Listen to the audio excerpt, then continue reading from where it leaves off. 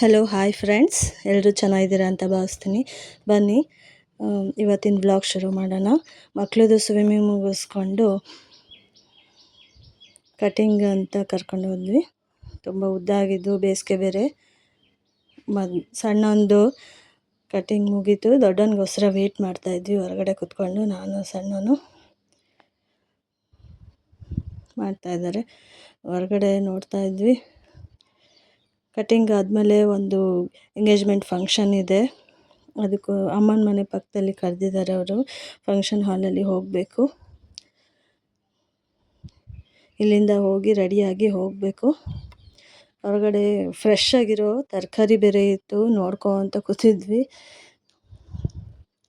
ಮಗನಿಗೆ ವೇಟ್ ಮಾಡ್ಕೊತ ಅವನ ಕಟಿಂಗ್ ಮುಗಿಲಿ ಅಂತ.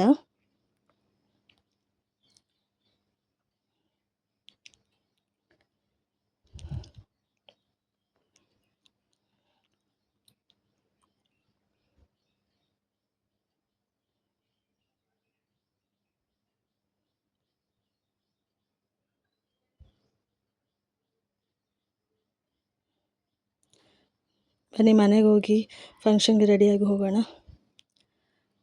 ನನ್ನ ಮಗ ನನಗೆ ಗೊತ್ತಿಲ್ಲದಂಗೆ ವೀಡಿಯೋ ಮಾಡಿದ್ದಾನೆ ರೆಡಿ ಆದಮೇಲೆ, ಈ ಸ್ಯಾರಿಯಲ್ಲಿ ಚೆನ್ನಾಗಿ ಕಾಣಿಸ್ತಾ ಇದ್ದೀನಿ ಅಂತ. ಸೊ ಹಾಗಾಗಿ ವೀಡಿಯೋದಲ್ಲಿ ಅಪ್ಲೋಡ್ ಮಾಡಿದೆ.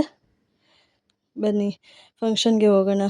ಅಮ್ಮ ಅಪ್ಪಾಜಿ ಮಕ್ಕಳ ಜೊತೆ ಒಂದು ಸೆಲ್ಫಿ ತಗೊಂಡು ಫಂಕ್ಷನ್ಗೆ ಹೊರಟ್ವಿ. ಇದೆ ಸಮೃದ್ಧಿ ಬ್ಯಾಂಕೆಟ್ ಹಾಲ್ ಅಂತ. ಎಂಗೇಜ್ಮೆಂಟ್ ಮುಗಿದ್ಮೇಲೆ ಆಟೋಗೆ ಹೊರಗಡೆ ವೇಟ್ ಮಾಡ್ತಾಯಿದ್ವಿ. ಮನೆಗೆ ಹೋಗಿ ಸ್ವಲ್ಪ ರೆಸ್ಟ್ ಮಾಡಿ ಸಂಜೆ ಹೊರಗಡೆ ಹೋಗೋದಿದೆ. ಮಕ್ಕಳದು ಸ್ಕೂಲ್ ಶುರುವಾಗಿದೆ ಅಲ್ವಾ, ಅವರಿಗೆ ಪಾಸ್ಪೋರ್ಟ್ ಸೈಜ್ ಫೋಟೋಸ್ ತೆಗೆಸ್ಕೋಬೇಕು. ಅಲ್ಲೇ ವೇಟ್ ಮಾಡಿ ತೊಗೊಂಬಂದ್ವಿ. ಅಲ್ಲಿಂದ ದೊಡ್ಡ ಮಗನಿಗೆ ಯೂನಿಫಾರ್ಮ್ ಕೊಡಿಸಿದ್ವಿ ಸ್ಕೂಲ್ ಯೂನಿಫಾರ್ಮ್ ಶಾಪಲ್ಲಿ. ನೆಕ್ಸ್ಟ್ ವಿಶಾಲ್ ಮಾರ್ಟಿಗೆ ಹೋಗಿ lunch bag, box, water bottle, stationery items ಎಲ್ಲ ತೊಗೊಂಡು ಮನೆಗೆ ಹೋಗಿ ಊಟ ಮಾಡಿದ್ವಿ. ನೆಕ್ಸ್ಟ್ ಡೇ ಇದು ಸಂಜೆ ಮಕ್ಕಳು ಪಾರ್ಕಿಗೆ ಹೋಗೋಣ ಅಂತ ಯಾವಾಗಲೂ ಅಮ್ಮ ಮನೆಗೆ ಬಂದಾಗೆಲ್ಲ ಕೇಳ್ತಾ ಇರ್ತಾರೆ, ಕರ್ಕೊಂಬಂದಿಲ್ಲ ಅಂದರೆ ಬೇಜಾರಾಗ್ತಾರೆ. ಇದು ತುಂಬ ಚೆನ್ನಾಗಿದೆ, ದೊಡ್ಡದಾಗಿದೆ ಪಾರ್ಕು. ಸುತ್ತ ವಾಕಿಂಗ್ ಮಾಡಲಿಕ್ಕೆ ತುಂಬ ವಿಶಾಲವಾಗಿ ದೊಡ್ಡದಾಗಿದೆ. ಮಕ್ಕಳಿಗೆ ಆಡಲಿಕ್ಕೆ ಎಲ್ಲ ತುಂಬ ಆಟ ಆಡೋದೆಲ್ಲ ಇದೆ.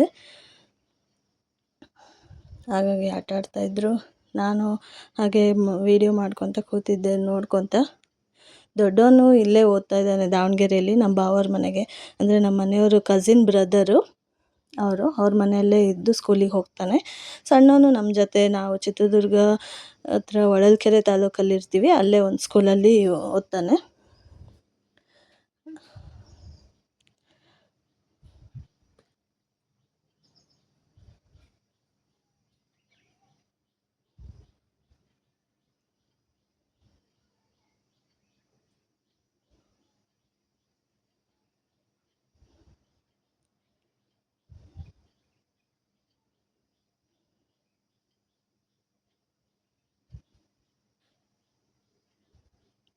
ದೊಡ್ಡವನು ಹೈಟ್ ಇರೋದ್ರಿಂದ ಅವನಿಗೆ ಆಟ ಆಡೋದು ಯಾವುದು ಅಷ್ಟು ಸರಿಯಾಗಿ ಸಿಗಲ್ಲ. ಈ ಥರ ಎಕ್ಸಸೈಸ್ ಮಾಡೋದೆಲ್ಲ ಹಾಕಿರ್ತಾರಲ್ಲ, ಅದನ್ನೇ ಆಟ ಆಡ್ತಾನೆ. ಅವನು 8th ಸ್ಟ್ಯಾಂಡರ್ಡ್ ಅಲ್ವಾ, ಅವನು ಆಟ ಆಡೋದು ಅಷ್ಟು ಸೂಕ್ತ ಅಲ್ಲ ಅಲ್ಲಿ ಅಂತ ಹೈಟ್ ಬೇರೆ ಇರೋದ್ರಿಂದ ಇವನೇ ಆಟ ಆಡ್ತಾನೆ ಅವನು.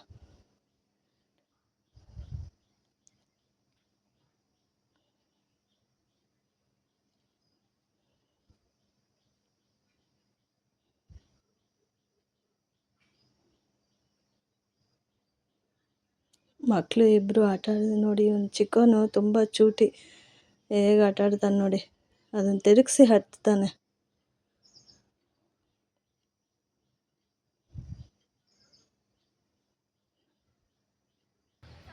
ಪಕ್ಕದಲ್ಲಿರೋದು ನಾನೊಂದು ಟಾಸ್ಕ್ ಕೊಟ್ಟಿದ್ದೆ, ಹತ್ತಿ ಇಳಿಬೇಕು ಅಂತ ಟಾಸ್ಕ್ ಕೊಟ್ಟಿದ್ದೆ.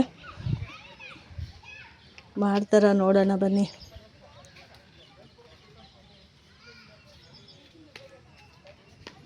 ಹತ್ತಿದ್ದೀವಿ ಅಂತ ಥಮ್ಸ್ ಅಪ್ ಮಾಡ್ತಿದ್ದಾರೆ. ಆ ಕಡೆಯಿಂದ ಎಳ್ದು ಬರ್ರಿ.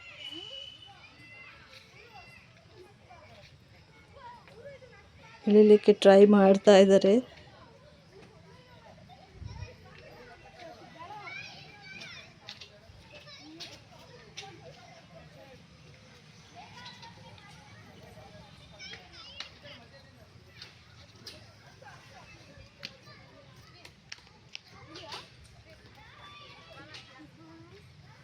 ಟೈಮ್ ಏನು ಫಿಕ್ಸ್ ಇಟ್ಟಿದ್ದಿಲ್ಲ ನಾನು, ಬಟ್ ಹತ್ತಿ ಇಳಿದ್ರೆ ಸಾಕು ಅಂತ ಹೇಳಿದ್ದೆ. ಹಾಗಾಗಿ ಸಣ್ಣವನು ಇಳಿತಿದ್ದಾನೆ ಫಸ್ಟು, ಹಾಗಾಗಿ ದೊಡ್ಡವನು ವೇಟ್ ಮಾಡ್ತಾ ಇದ್ದಾನೆ.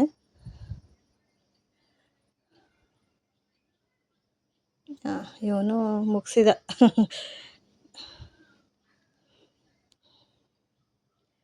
ಸಂಜೆ ಕತ್ಲಾದರೂ ಇನ್ನೂ ಬರ್ತಾಯಿಲ್ಲ ಮನೆಗೆ ಹೋಗೋಣ ಅಂತ. ಗುಡುಗು ಸಿಡ್ಲು ಬಡಿತಾ ಇತ್ತು. ಹೋಗೋಣ ಬನ್ನಿ ಅಂದರೆ ಹೊರಡ್ತಿಲ್ಲ. ಹೆಂಗೋ ಮಾಡಿ ಕರ್ಕೊಂಡು ಕೋನ್ ಐಸ್ ಕ್ರೀಮ್ ಬೇಕು ಅಂತ ತುಂಬ ಹಠ ಮಾಡಿದರು. ತೊಗೊಂಡು ಅಪ್ಪಾಜಿ ಅಮ್ಮಂಗೆ ನಮಗೆಲ್ಲ ತೊಗೊಂಡು ಮನೆಗೆ ಹೋದ್ವಿ. ಇದು ನೆಕ್ಸ್ಟ್ ಡೇ ಶನಿವಾರ, ಶನೇಶ್ವರ ಅಮಾವಾಸ್ಯೆ ಇರೋದ್ರಿಂದ ನಾವು ಸಂಜೆ ಶನೇಶ್ವರ ದೇವಸ್ಥಾನಕ್ಕೆ ಬಂದಿದ್ವಿ ಎಲ್ಲರೂ.